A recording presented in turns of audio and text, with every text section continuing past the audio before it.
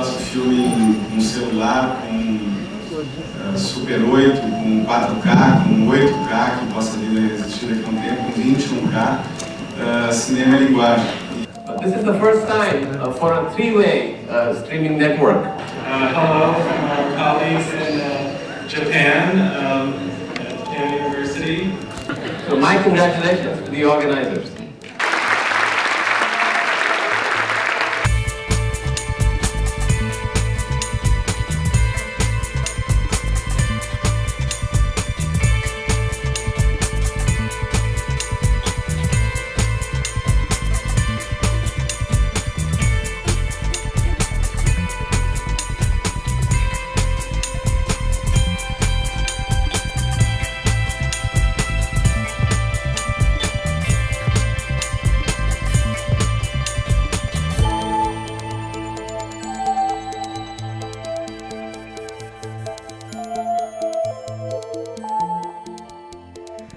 Gente, estou aqui com a Jane de Almeida, do Mackenzie. A gente acabou de testemunhar um evento histórico aqui no Brasil.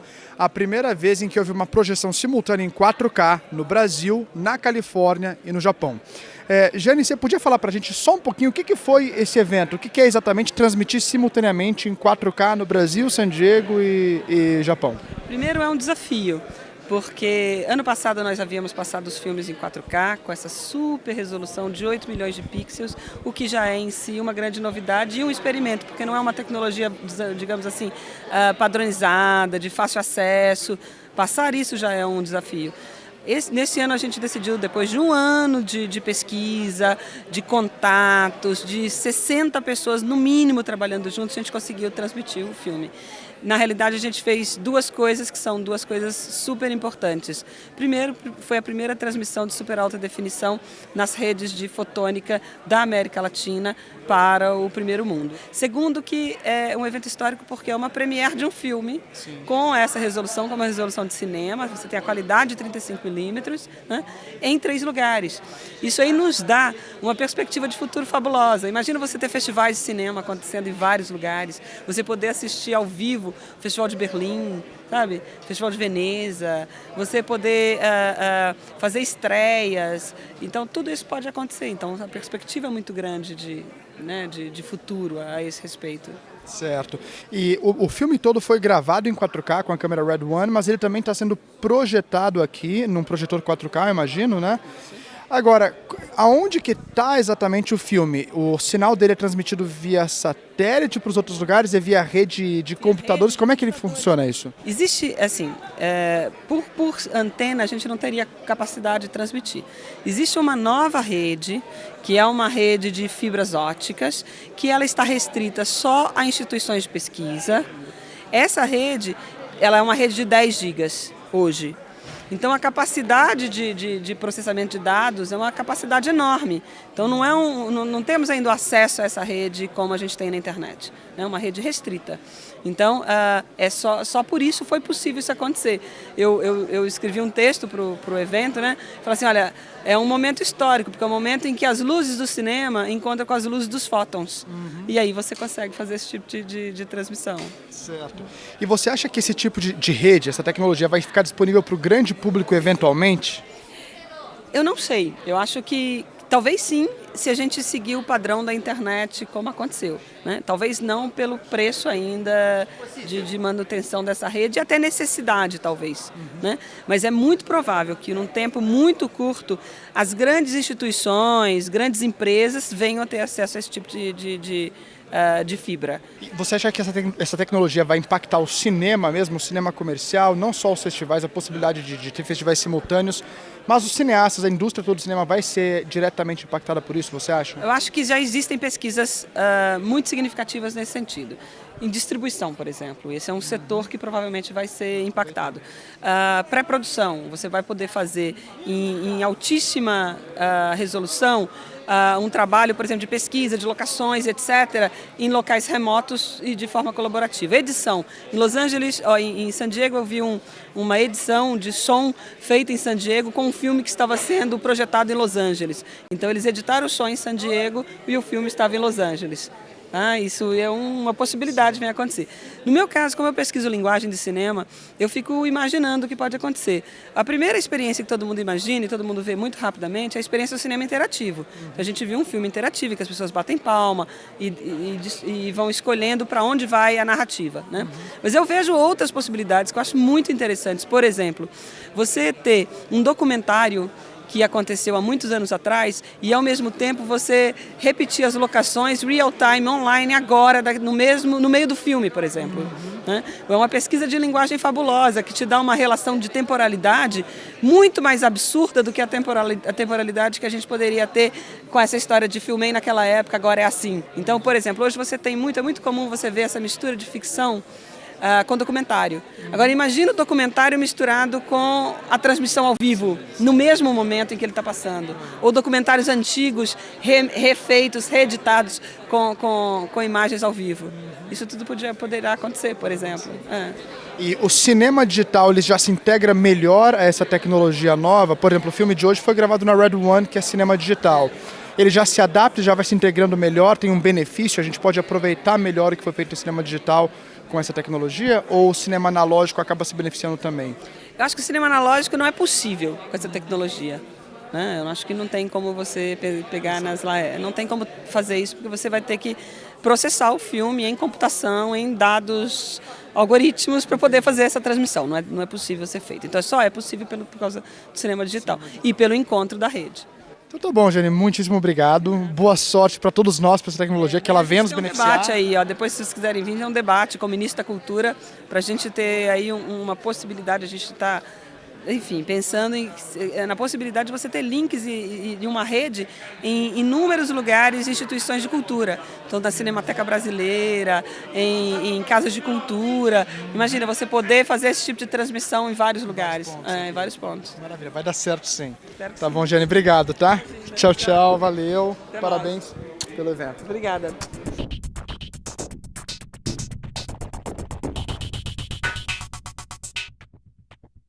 Tá rolando já? Então tá bom, gente. Tô aqui com o Beto Souza e com o Marcelo Ramos. Miguel Ramos, perdão. Então, Miguel Ramos e Beto Souza, diretor consagrado brasileiro, acabou de fazer uma pré-estreia do filme na primeira projeção ao vivo em 4K, simultânea em 3 países, na Califórnia, San Diego, nos Estados Unidos, Japão e aqui no Brasil, na Fiesp. Antes de mais nada, Beto, você gravou já o filme em 4K, na Red. Como foi a experiência de gravar com a Red? Mudou muito todas as suas preocupações com relação a 35mm? Foi mais ou menos parecido? Como é que foi o workflow? Eu acho que o 4K, como é o primeiro formato digital que tem a mesma definição de cinema, eu não vejo mais motivo nenhum para fazer filme com película, porque é muito mais prático, né? Agora, a questão toda é que não muda em termos de linguagem, né? Eu teria feito o mesmo filme, exatamente a mesma coisa, os mesmos planos, se eu tivesse feito com um celular ou com um Super 8, 35, com 8K, porque cinema é linguagem, né? Cinema é linguagem que é anterior. Então, o 4K é legal porque é uma nova fronteira tecnológica, uma nova possibilidade de fazer cinema muito mais prática.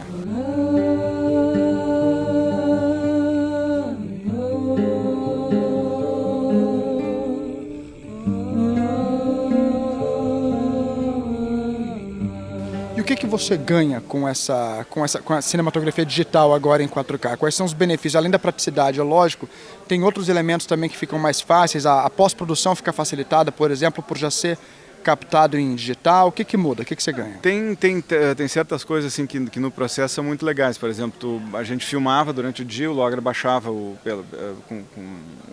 tirava o cartão, baixava pelo laptop, armazenava em HD e se tinha com um offline super bom, assim, já o filme pré-montado de noite, porque o cara ia lá, já fazia uma pré-montagem, tinha uma noção da cena no mesmo dia que tu filmou. Isso é muito legal, né?